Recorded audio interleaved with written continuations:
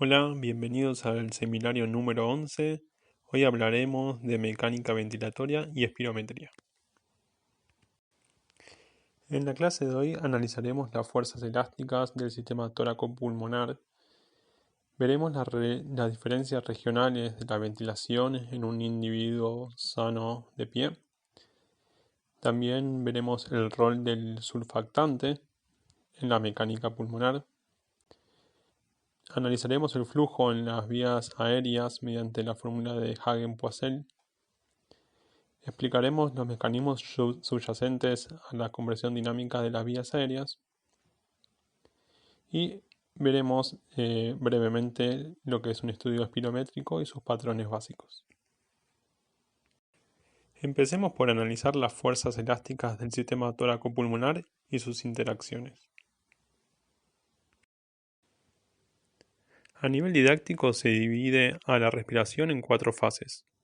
Una primera fase de convección externa, producto de nuestra mecánica ventilatoria, en el que el aire pasa de la atmósfera hacia nuestras vías respiratorias. Luego de esto vendrá una fase de difusión pulmonar, en el que el oxígeno pasará desde los alvéolos hacia la sangre. La tercera fase se denomina de convección interna, que es nuestro sistema cardiovascular el que se encarga de distribuir el oxígeno hacia todos nuestros órganos. La última fase es la que se denomina de difusión tisular, en la que las mitocondrias de nuestros tejidos se encargan de captar ese oxígeno. A los músculos ventilatorios se los divide en inspiratorios y expiratorios. Dentro de los inspiratorios, el diafragma es el principal por excelencia. Aunque durante una inspiración tranquila, los intercostales también podrán colaborar. Típicamente se dice que los intercostales externos son los inspiratorios. Sin embargo, actualmente se sabe que no solamente su función depende de la ubicación, sino también de la dirección de las fibras. Durante una inspiración forzada, los músculos escalenos, los esternocleidomastoideos y otros músculos que eleven la cintura escapular también podrán colaborar a la inspiración. Como adelanto, les digo que la expiración se produce en forma pasiva, es decir, sin ningún músculo expiratorio principal interviniendo. Es por eso que los músculos expiratorios suelen ser secundarios, solamente necesarios para una expiración forzada. Entre ellos se encuentran los músculos de la prensa abdominal, los intercostales y algunos músculos del cuello y la espalda que desciendan la cintura escapular. Durante la inspiración veremos que el volumen de la caja torácica va a aumentar, principalmente en sentido rostro-caudal, producto del descenso del diafragma, pero también en sentido antero-posterior, producto de la horizontalización de las vértebras y el movimiento hacia adelante del esternón. Efectos que se denominan de asa de cubo y mango de bomba de agua, respectivamente.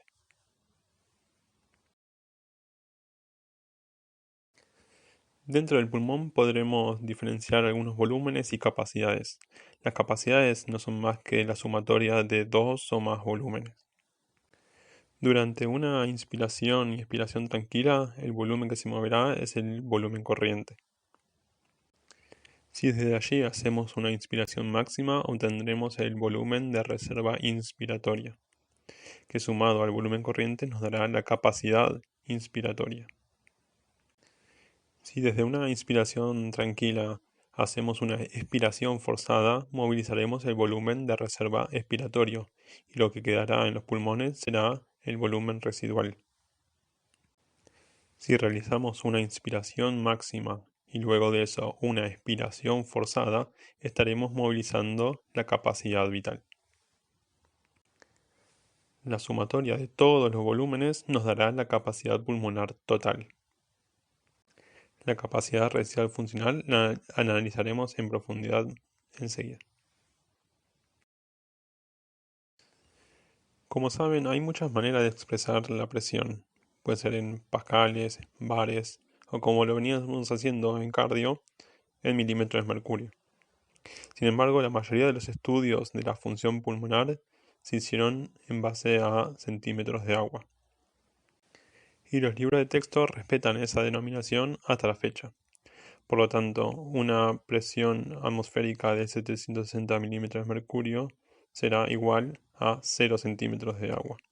Y toda presión que sea subatmosférica tendrá valores negativos. ¿Qué pasa si a un individuo le quitamos los pulmones?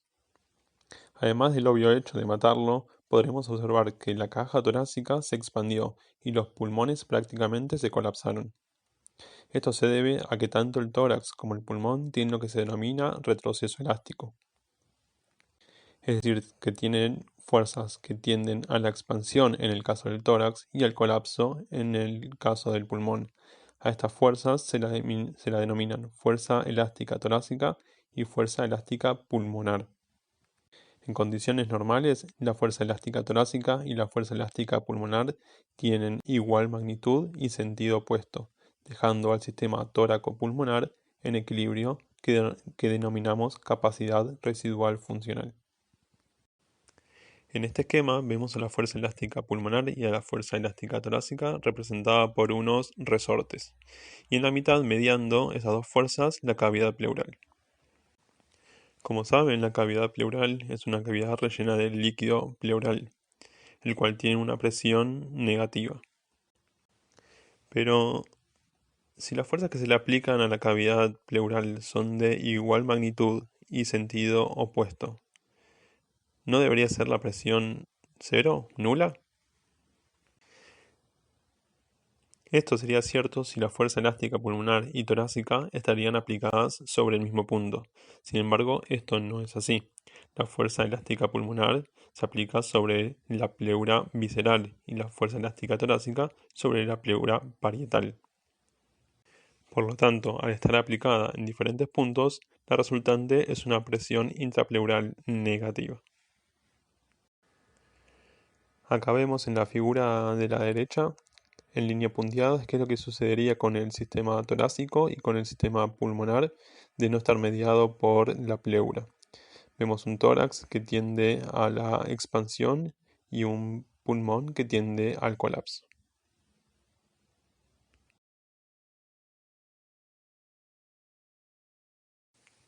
Existen situaciones clínicas en las que se puede dar la ruptura de la cavidad pleural. Puede ser en forma espontánea o provocada, por ejemplo, por un arma de fuego o un arma blanca. En estos casos, el aire entrará por diferencia de presión desde la atmósfera hacia la cavidad pleural, llevando la presión de un valor negativo a cero, y produciendo la disociación de estas dos fuerzas elásticas con el consiguiente colapso pulmonar, como puede verse en esta radiografía. Al ingreso del aire a la cavidad pleural se la denomina neumotórax.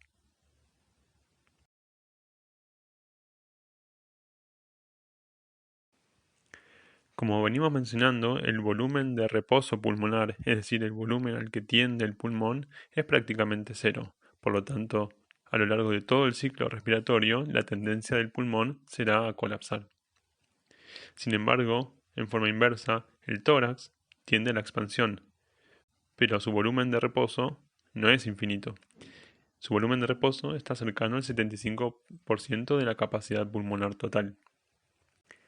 Entonces, es cierto que la fuerza elástica torácica tenderá a expandir el tórax siempre y cuando el volumen al que se encuentre no esté por encima de su volumen de reposo, en cuyo caso la fuerza elástica torácica tenderá a colapsar el tórax hasta llevarlo a ese volumen de reposo.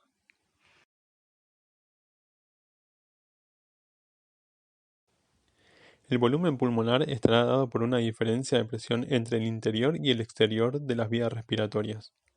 A esa diferencia de presión la denominamos presión transmural, que en el caso del alvéolo la denominaremos presión transpulmonar, y estará dada por la diferencia entre la presión alveolar, es decir, el interior del alvéolo, menos la presión intrapleural, que es la presión externa. Con estos elementos veamos cómo hace nuestro sistema para ingresar aire desde la atmósfera a nuestros pulmones. En el panel A vemos un pulmón en reposo, es decir, en capacidad residual funcional, con una presión intrapleural subatmosférica de -5 y una presión alveolar de 0, ya que es la misma que la presión barométrica, la presión atmosférica. La contracción del diafragma iniciará la inspiración como vemos en el panel B. Este fenómeno hará aumentar el volumen de la cavidad torácica y por lo tanto hará caer la presión intrapleural. La caída de la presión intrapleural hará a su vez que caiga la presión alveolar por debajo de los valores atmosféricos, generando así el gradiente de presión para el ingreso del aire. El gradiente de presión se irá disipando lentamente hasta volverse la presión alveolar igual a 0, pero en este caso con volúmenes pulmonares más altos. El aumento del volumen pulmonar implica una disminución de la fuerza elástica torácica y un aumento de la fuerza elástica pulmonar. Este desbalance de fuerzas es solamente sostenido por la contracción diafragmática. Una vez que el diafragma se relaja, este desbalance de fuerzas se hace evidente y el volumen de la cavidad torácica empieza a disminuir, con el consiguiente aumento de la presión intrapleural y el aumento de la presión alveolar, haciéndose esta positiva, por lo tanto favoreciendo así la salida del aire hacia la atmósfera. Es por esto que se dice que la expiración es un fenómeno pasivo.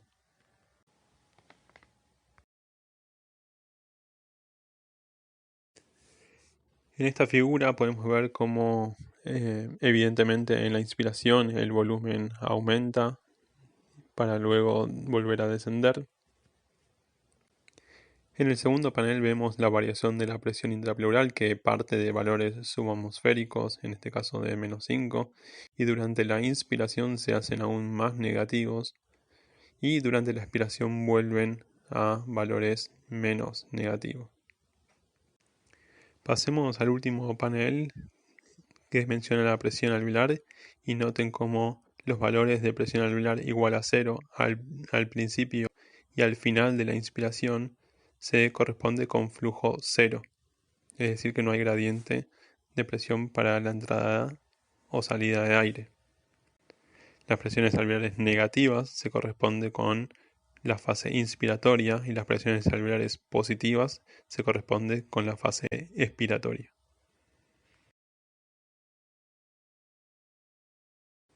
Ahora veremos que hay diferencias regionales de la ventilación alveolar. Expliquemos por qué.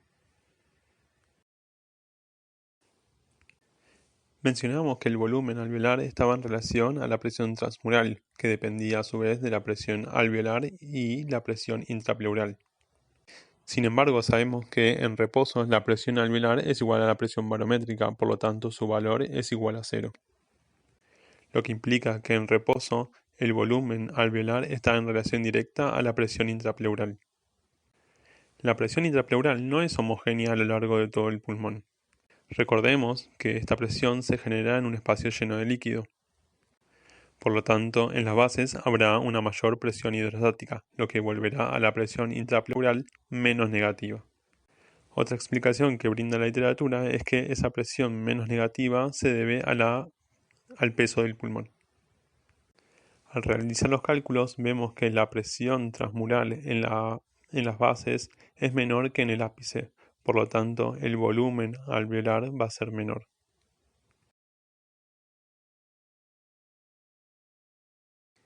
Llegado a este punto, es importante mencionar que los alvéolos mejor ventilados no son los que tienen mayor volumen, sino los que pueden variar su volumen a lo largo del tiempo. De la misma manera que el miocardio a medida que se llenaba se volvía más rígido, un alvéolo de mayor volumen implica una mayor rigidez, por lo tanto una mayor dificultad para movilizar el volumen. Por lo tanto, son los alvéolos de la base los que presentan una mayor distensibilidad y por lo tanto una mejor ventilación. La inhalación de un gas marcado radioisotópico permite detectar los lugares de mayor ventilación y como mencionamos recién, son las bases las que presentan esta característica.